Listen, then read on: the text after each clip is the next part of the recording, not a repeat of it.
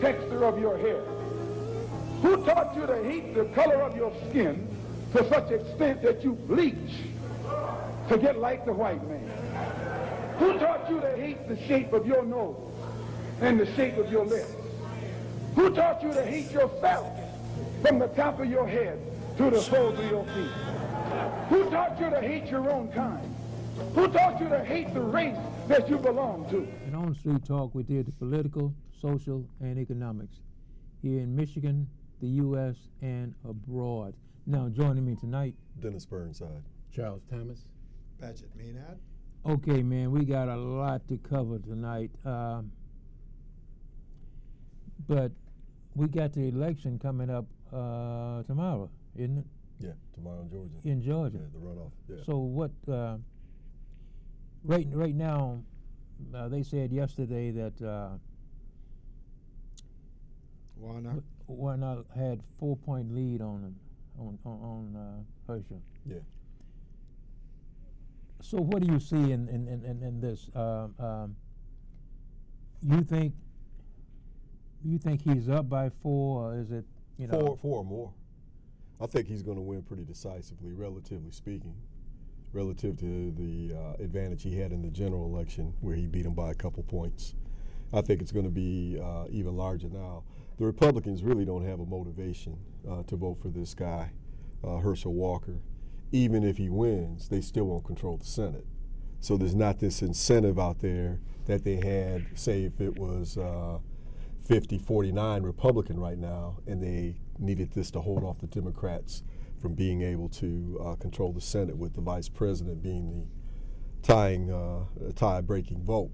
They don't really have an incentive to go out there in the rain, stand in line. Well, Republican districts, they don't have to stand in line. They probably have umbrellas and tents for them to see them into the building.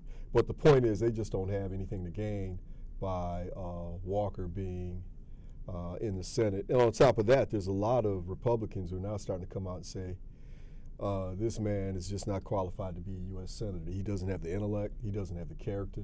He's an embarrassment. He's an embarrassment for anybody who ever has an affinity. We as black men have to look at somebody like Herschel Walker and say, that's not me, because he typifies a stereotype of what white supremacists want to tell you black man is.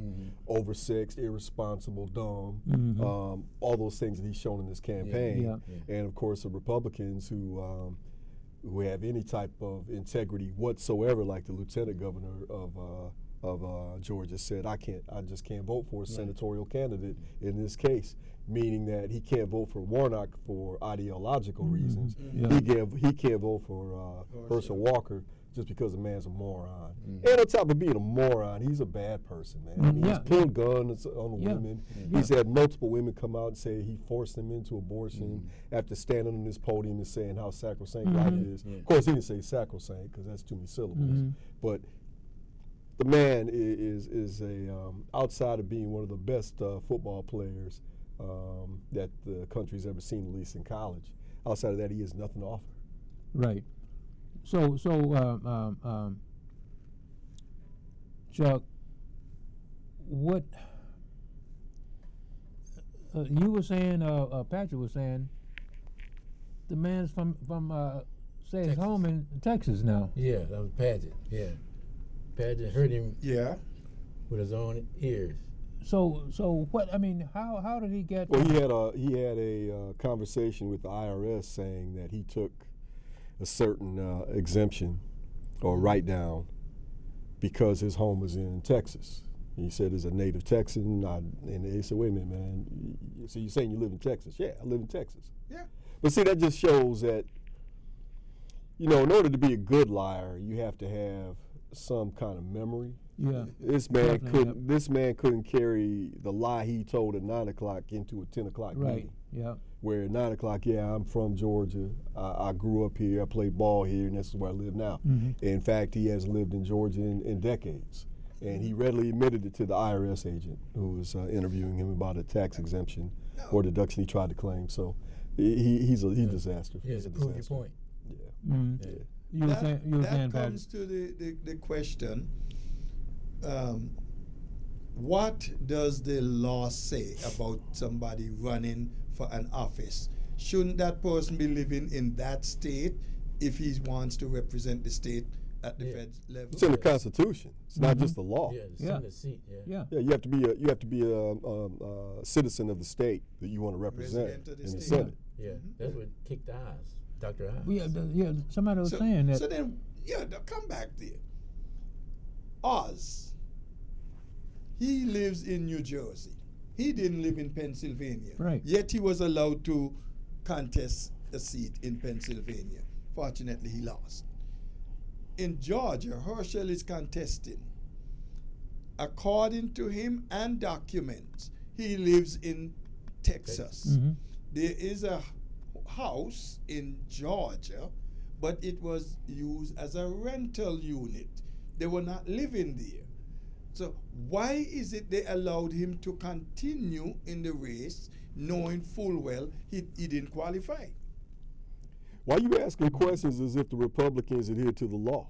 I mean, you had Trump come out and say that the espionage documents that he took were his private property, and that they had been declassified by his mere thought. By his thinking. So, they're telling you, damn what the law says. I'll tell you what the law is when it comes to us. Right. That's what the Republicans are saying. But what about the other people there in the state, like the Democrats opposing this person?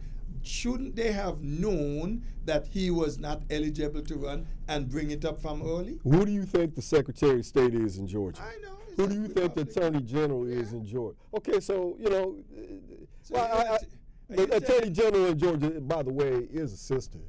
I shouldn't have said it as if it was automatically Republican, because she's the one that's bringing these charges against Trump for his electioneering in the state of Georgia. But the point is, the people have the power to do anything about it, don't want to do anything about it. Right. So that's the way it goes.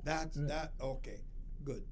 You come to it. Right. When you just like the guy in New Jersey, I mean in Pennsylvania, here he is. He just crawls over the line, so I'm gonna run for this position, Yeah. I mean, spent a lot of money too. Oh yeah. He thought he was gonna win too, Well, that was one of Trump's boys. As well as this lady in Arizona, and I don't think she done give up yet. Yeah, and I think that's the whole issue, is that Trump got away with so much. Every rat in the country think that they can. Get up in there and do the same thing. That's an he issue. set a president. Yeah. He set precedents. That's an issue. Because why is it they're letting this to-be-tree half-bit get all this scummy behavior, and he goes by and like everybody afraid? No, but even now, the Republicans are afraid to say, oh no, that wasn't good. You're sitting here having dinner with these people, but it's something about the mentality of these people now. No, it's not. They're afraid of the base. Yeah. It's real simple. It's not, and I don't mean afraid. I don't mean afraid metaphorically. I mean literally afraid of the base. Because they're not gonna get the votes. Trump's base is full of armed morons who can't wait to get the green light to shoot somebody en masse. Yeah. And these cats don't want to be the one to have the bullseye painted on their back. Yeah. So they go along with the BS.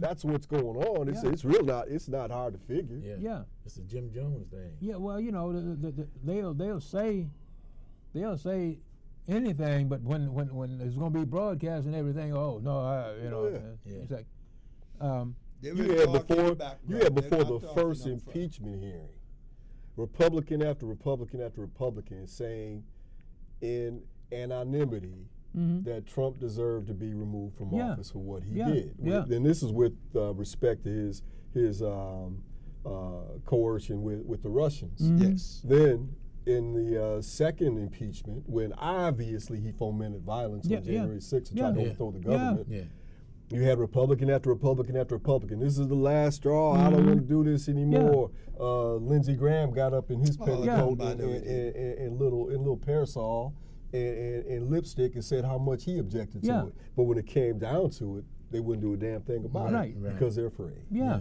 Yeah. And, you know, and Trump also probably, it's been intimated, we haven't seen any evidence, but we do know that Putin uses what they call in Russia compromise. Mm-hmm.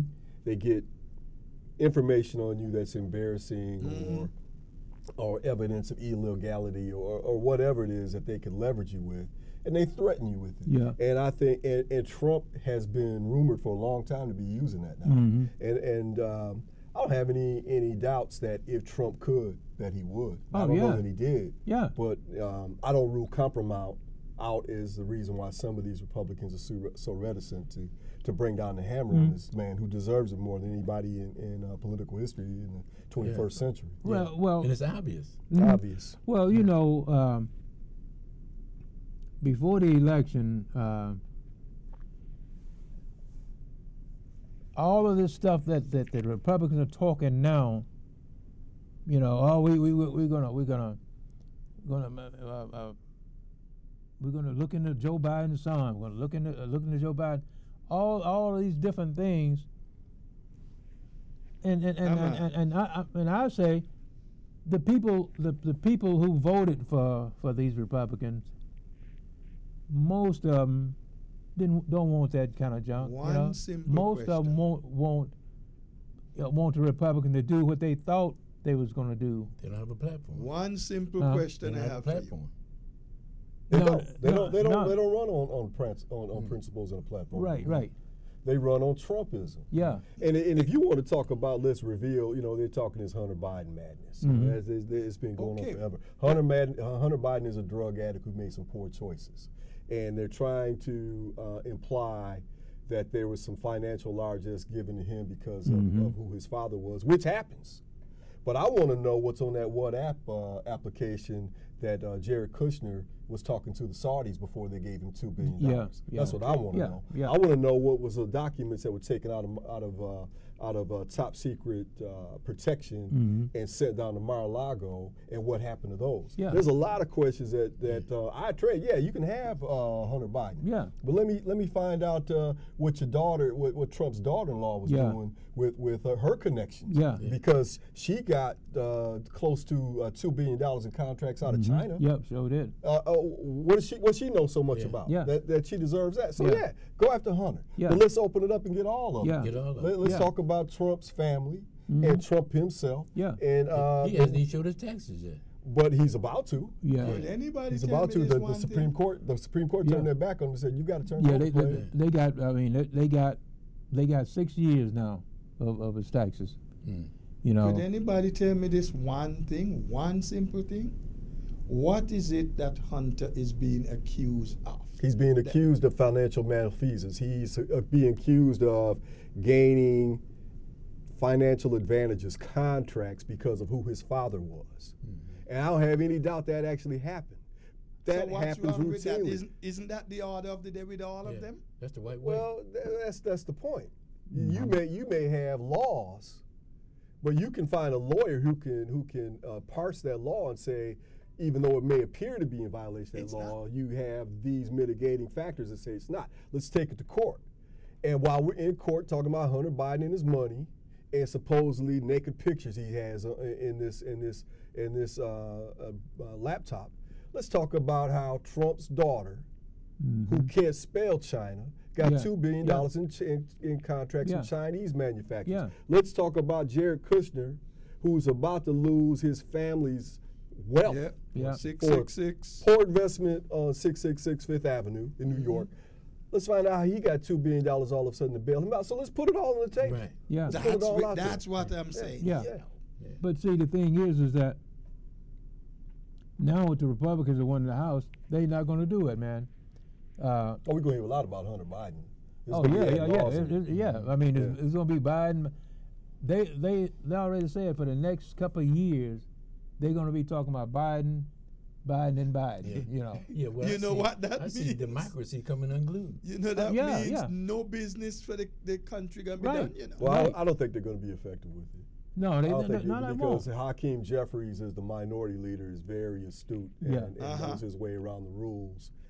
And the fact that they, you got Marjorie Taylor Greene, who's going to be, if not the actual House leader, the de facto House leader. The fact that you've got that moron out there as a leader makes me sleep a little bit better tonight, because she's going to make a lot of noise. Oh, yeah. I mean, it's going to be Fox News amplification of this weird old nonsense ad nauseum. I get that. But when it comes down to the day-to-day operations of government, I think the fact that you have these dummies leading their party and being so fixed on stupidity, it really makes us a little bit more insulated from the stupidity or the craziness that they could lay on us with them having the House majority. And again, we still have the Senate. So there's only so much damage they can do. They're going to make a lot of noise. They're going to waste a lot of time. There are going to be some things that need to be done in this country that won't be done because we have a Republican majority in the House. But it's not as bad as it would be. And on top of that, the fact that the Republican Party is so fractured, they won't be able to get together on the same sheet of music and really sing the same song at the same time. So I think they're going to be very ineffective as a majority. Kevin is right now making all kind of concessions to get people to vote for him. Right. And this is where the whole thing is going to break. The other day I said, well, one doesn't have to be an elected member to become the Speaker of the House. So I said, maybe somebody should suggest Miss Cheney or somebody else. Well, and that's going to be a big ruckus in there.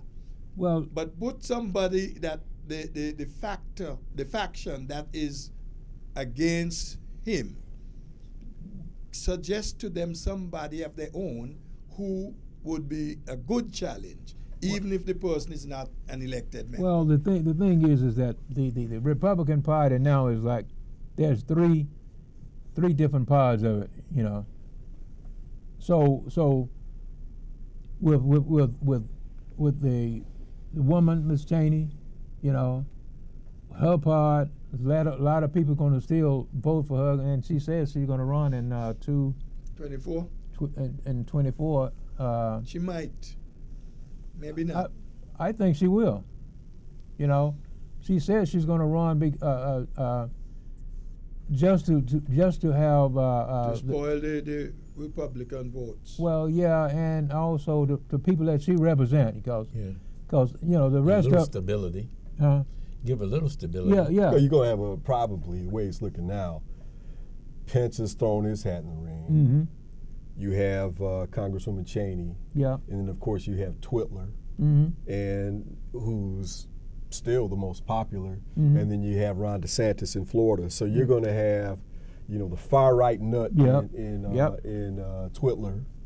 You're going to have a far right nut with an IQ above room temperature in DeSantis. Yep. You're going to have Pence representing that far right wing Christianity, that pious party. Right. Yeah. The ones who say "do as I say, not as I do." Because every time you turn around, you catch them man to man in the bathroom somewhere. Some woman sleep with some other guy, and they talking about they such good about religious people.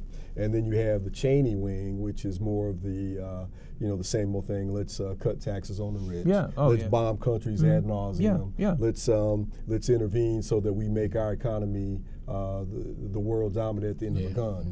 That's the choices in the Republican environment. And the good news is, whoever the Democratic nominee is, it looks like it's going to be President Biden again. But even if it's not, that vote is going to be so diluted by 2 to 3 candidates, maybe 4, that the Democrats will probably win again in 2024. And on top of that, we just got great economic news. We saw where jobs have continued to add. We had 230,000 in November. We see that inflation is rapidly diminishing, which was predictable because of what we saw as the cause was the supply line, so the pipeline rather, from COVID, eventually being addressed. It had nothing to do with executive power, but I guess the good news is when it comes to the economy and when it comes with the pocketbook issues with so many ill-informed voters vote on, the Republicans won't have a leg to stand on. The fuel was a big thing. Yeah. I bought gas today for less than $3. I did too. Less than $3. I bought that. It's because Biden talked to them Arabs. Well, And they backed off. hey, No, that's not why. Yeah. No, the OPEC actually cut production to cause the prices to go up. Yep. But OPEC doesn't have the same leverage that they used to have because the United States is now, if not the world's biggest producer of oil, it's one of the biggest producers of oil. And you've also got the Europeans who have held fast against this war with Russia because Russia is an exporter of oil and natural gas. So OPEC and Russia, obviously, probably with Trump and Kushner, all collaborated to say we're going to cut production, raise the prices, turn the electorate against the Democrats in the midterm. We'll take back power. Everything's going to be happy. You'll get the White House, and we'll continue on with our thieving. Yeah. But that's not what happened because, again, the economic overall supply and demand principles have shown that Europe can do just fine, thank you very much, without Russia oil and gas. And the United States can do just fine, thank you very much, without the Saudi oil and gas. And India and China, they're looking at their own economic struggles, and they don't want to just throw everything in bed with OPEC. So they're still continuing to buy from us. So the prices going down are just basic economics 101. But what I was saying, the rich oil people in America were using that to make Biden look bad during his presidency. So when Biden went over to Europe, on his way back from Europe, he stopped over in Saudi, and that's when the prices started coming down because No, you misremember. Well, he went to Saudi Arabia, and he asked for concessions, and they promised concessions, and as soon as he left, within the month, they met with Russia, and they decreased production to raise the prices. They stabbed Biden in the back. But my point is, they're shooting a 22, and economically, the United States has an M60 machine gun. They just don't have the leverage to do to us what they would like to do to us. But Fox News wishes they could. Oh, yeah. And the right wing wishes they could. Because they wanted those prices up. They wanted people complaining and blaming it on Trump so they could get the midterms that they wanted. That red wave turned out to be a little bit of Kool-Aid on top of your dining room table. It wasn't nothing. And they thought, you know, we talked about this before, but the week before the election, oh man, Fox had 4 people. Oh, we going to cover everything. It's like the red wave, 40, 50, 60 seats they were going to pick up. After the election, man, they ain't said another word. It's as if the station closed. On cotton, Change the subject. I mean, it's like when they were doing all this talking, man, they ain't said another word. I mean, I be turning by that channel and it's like nothing. Nothing. You see, it's so stupid. They want things to go to make Biden look bad. But whoever is in the office looking bad, the people are the ones suffering. Those guys up in Fox, their salary isn't changed. They're still getting $1 million, $2 million, whatever. And the people out here listening to them and going so crazy for them, not even realizing they are the ones suffering, and they're sitting on their $1 million, $2 million, whatever dollar salary, and you can't even get bread. The best evidence of Fox's duplicity and dishonesty is to look back during the height of the pandemic, when the vaccine had just been introduced. Okay, you had shovelhead Sean Hannity on there talking about wearing masks makes you effeminate. Remember? That's so ridiculous. If you get the vaccine, it's gonna make you grow a third eye out of your forehead. They're going all through all this. The little racists, the little Ku Klux Klan. What's the little cat's name? Tucker Carlson. I mean, all these fools. Don't get a vaccine. Don't wear a mask. It's gonna make your testosterone small, and it's gonna make your testes shrink. All this ridiculous stuff. It's gonna make you look weak, and millions of people are dying. Millions of people are dying. But here's where the evidence of the duplicity comes in, Chuck. You go to New York City, and you go to visit Fox's headquarters at that time, I'm talking not now, back then during the height of the pandemic, when they're talking all this mess. Yeah. You could not get in the building without evidence of a vaccine. You could not get in the building without a mask on your face. And then they get on that TV and they tell all these people out here, these gullible, impressionable, simple-minded Fox lovers, that vaccine is a hoax. The masks, they make you weak. We don't need to wear them. That's Biden being a dictator. And they start dying by the dozens. Because you got to remember, if you look at the way the pandemic first hit, the pandemic hit New York City, and then it started hitting in big metropolitan areas where people were flying out of New York City, and it was going into the black and brown communities because we ride public transportation. You sit next to each other, elbow to elbow. You work in food services, or you work in maintenance and janitorial. The frontline people, restaurant people, who interact with other human beings all the time were catching COVID left and right, dying left and right. Then when the vaccine came out, and then when the mask mandate came down, black folks complied. And the death rate started diminishing rapidly. But where did it pick up? It picked up, and it still is to this day. If you look in the paper at the end of the week, I guarantee there's going to be somewhere between 150 and 200 people in Michigan this week that are going to die of COVID, and you know who they are? They watch Fox News. They watch Fox. Now, they ain't Traverse City. Traverse City well educated. It's in little small towns outside Traverse City. It's your little hamlets up in the thumb. It's up there in east, west, and north of Mount Pleasant. This those little small rural towns where they think that you being told to wear a mask is you being somehow a dictator. And I'm not going to do it. Next thing you know, they're in the ICU. That's the power of Fox News. My buddy, he trucks, and he was in this state, went to this place to buy something, and everybody looking at him funny for he had on a mask. And one cat come up to him as you say, "Hey, around here we don't use those." Okay, that's up to you. And they're almost like they want to fight. They want to attack him because he's wearing a mask. Well, you know, right now, anytime I'm going in the stores, anything, I wear a mask. I wear my mask. And it's like, you know, I'm used to wearing it, and hey, we can't tell what's still out here, you know. But they don't have a mask for ignorance. No. They sure don't. That's a library card. Okay. We didn't get to one of the things I had mentioned, some of the killing and going on. We talk about that the next time. It's a bet. All right. My name is Ahmad Shakaraki, and we catch you there down the next block for more street talk. Peace. Peace. Don't let anybody make you think that God chose America as his divine, messianic force to be a sort of policeman of the whole world.